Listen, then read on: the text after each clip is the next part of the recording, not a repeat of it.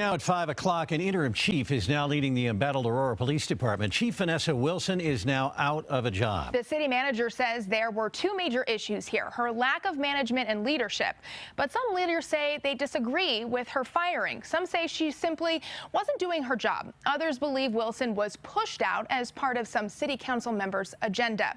Wilson was hired in August of 2020 after a summer of protests spurring from the deaths of both George Floyd and Elijah McClain.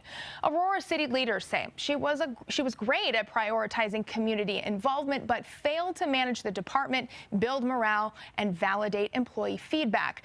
CBS 4's Michaelia White is on our top story today. And Michaelia, you spoke with Wilson's lawyer, who told you key city leaders want to have her out, have wanted to have her out now for a while. And the city manager here denies claims.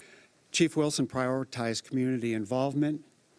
This is something we all recognize as a strength of hers. However, there's more to being chief, and that involves management of the police department. With those words, Aurora City Manager Jim Twombly made the announcement that Aurora Police Chief Vanessa Wilson was out of a job.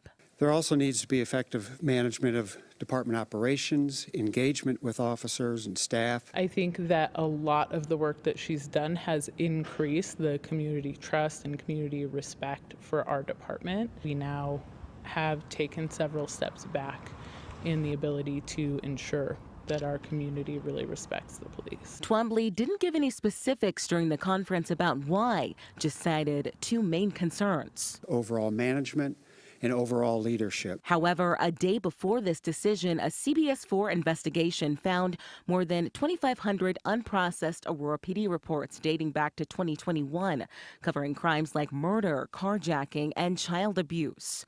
Twombly denied this had anything to do with the firing, which was backed by Mayor Mike Kaufman.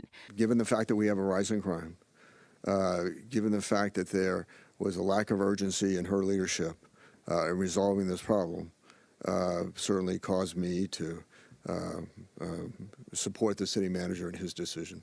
Councilmember Allison Coombs tells me, however, not all city leaders are in agreement. The message that this sends is that as long as the police union makes enough noise, then they get to be in charge.